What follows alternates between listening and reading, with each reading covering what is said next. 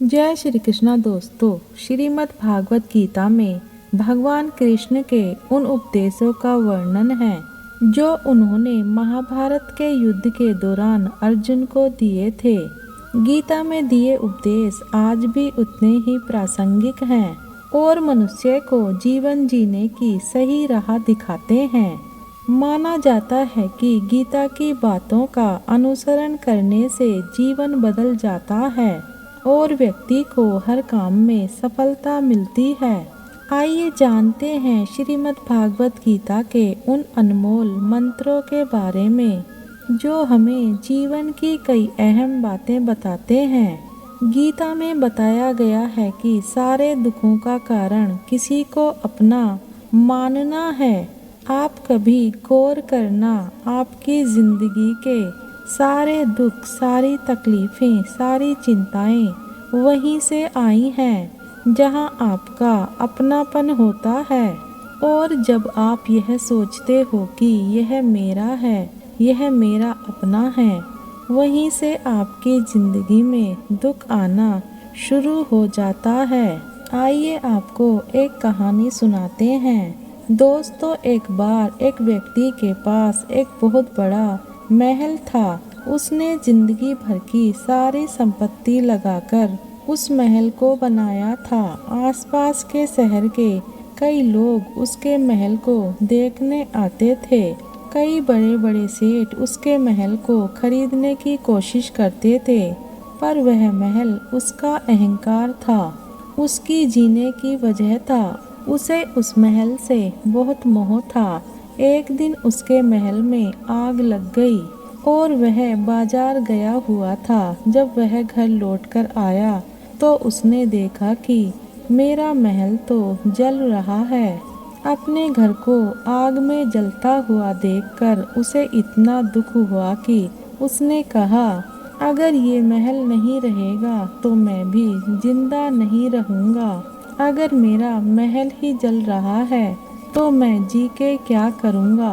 और वह भी आग में कूदने की कोशिश करने लगा तो अचानक से उसे किसी ने रोक लिया और कहा कि भाई, यह जो तुम्हारा महल है, इस महल को तो कल तुम्हारे बेटे ने किसी को बेच दिया है। जब उसे पता चला कि ये महल जो मेरे लिए आज तक सब कुछ था, अब यह मेरा नहीं रहा, किसी और का हो चुका है, तो उसकी सारी चिंता खत्म हो गई। और वहाँ खड़े हुए लोग उस महल को जलते हुए देखकर तमाशा देख रहे थे। वैसे ही वह भी उस भीड़ के बीच खड़ा हो गया। लेकिन तभी उसका बेटा वहाँ आया। वह अपने बेटे को देखकर बहुत खुश हुआ और उसे आशीर्वाद देने लगा कि तेरे जैसा बेटा तो बहुत किस्मत से मिलता है। तूने तो मेरी जिंदगी बचा ली। आज इस घर में आग लगी है और तूने कल ही इसका सौदा कर दिया।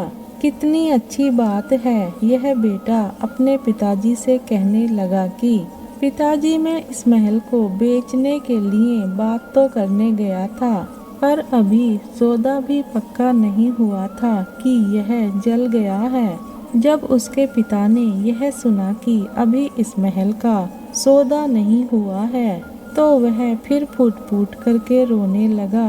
फिर अपनी छाती पीटने लगा और कहने लगा कि जब महल को मैं मेरा समझ रहा था तभी मुझे दुख हो रहा था, लेकिन जब मुझे यह पता चला कि यह मेरा नहीं है, उससे मेरा कोई रिश्ता नहीं है, तो सारे दुख ही खत्म हो गए थे। ऐसे ही जिंदगी में जब किसी वजह से किसी इंसान को, किसी रिश्ते को, किसी चीज को हम अपना मान लेते हैं, वहीं से हर तकलीफ की शुरुआत होती है।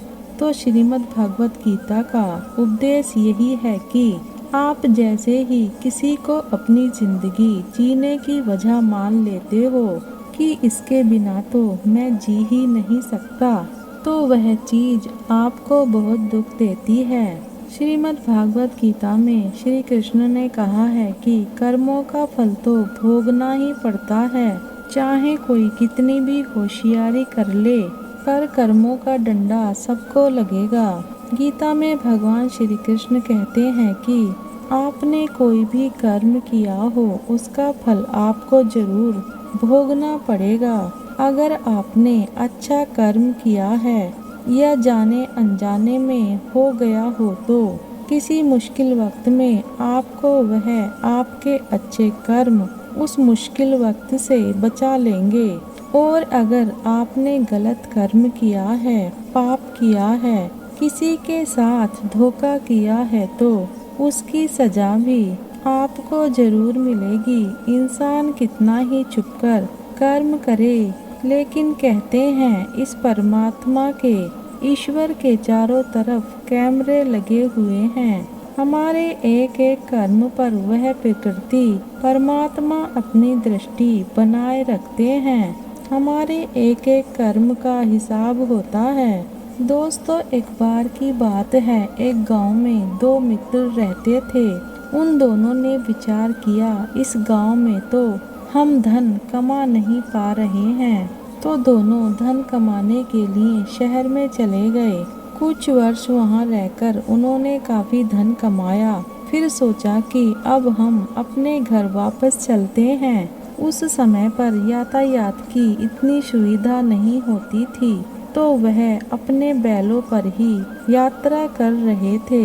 चलते चलते मार्ग में रात हो गई तो उन्होंने विचार किया आज रात हम यहीं विश्राम करते हैं। एक मित्र ने कहा कि मैं यहाँ पर रहकर धन की रक्षा करता हूँ, तुम जाकर भोजन की व्यवस्था करो। जब वह पहला मित्र बाजार गया तो उसके मन में पाप आ गया। उसके मन ने कहा इतना पैसा हम दोनों ने कमाया है, अगर मैं इसको यहीं जंगल में मार दूं तो सारा पैसा मेरा हो जाएगा, नहीं तो मुझे इसका आधा धन इसको देना पड़ेगा। मन में खोट आने पर उसने अपने मित्र के खाने में जहर मिला दिया। अब जब वह खाना लेकर के अपने मित्र के पास गया, उसका मित्र वह जहर वाला खाना खाकर वहीं पर गिर गया और उसकी मृत्यु हो गई। अब वह व्यक्ति सारा धन लेकर के अपने घर वापस आ गया और वह बहुत ही ज्यादा खुश था और उसे अपने मित्र के साथ किए गए धोखे का बिल्कुल भी अफसोस नहीं था। फिर उसके घर में एक पुत्र ने जन्म लिया। जब उसका बेटा पैदा हुआ तो वह बच्चा बहुत बीमार रहता था। उसने अपने जीवन में जो कुछ भी धन कमाया था उसका वह सारा धन अपने बेटे के इलाज में खत्म हो गया। जैसे जैसे बेटा बड़ा होता गया और उसका धन नष्ट होता गया। जब उसका बेटा थोड़ा बड़ा हो गया तो उसके पिता ने पूछा कि बेटा तू इतना बीमार क्यों रहता है, तू ठीक क्यों नहीं होता और तू अपना बिल्कुल भी ध्यान क्यों नहीं रखता। मैंने तो अपनी जिंदगी का सब कुछ जो कुछ भी था वह सब धन तुझ पर लगा दिया, पर फिर भी तेरी तबीयत ठीक नहीं रहती। तब उसका बेटा बोला, कौन सा बेटा और कौन सा पिता, मैं तेरा वही मित्र हूँ जिसको तूने जंगल में जहर देकर मार दिया था। लेकिन मैं अपना वही हिसाब पूरा करने के लिए तेरे पुत्र के रूप में तेरे घर आया हूँ। अब मेरा तेरा हिसाब बराबर और मेरा जीवन अब यहीं समाप्त होता है, क्योंकि मैं सिर्फ तेरा बदला लेने के लिए ही आया था।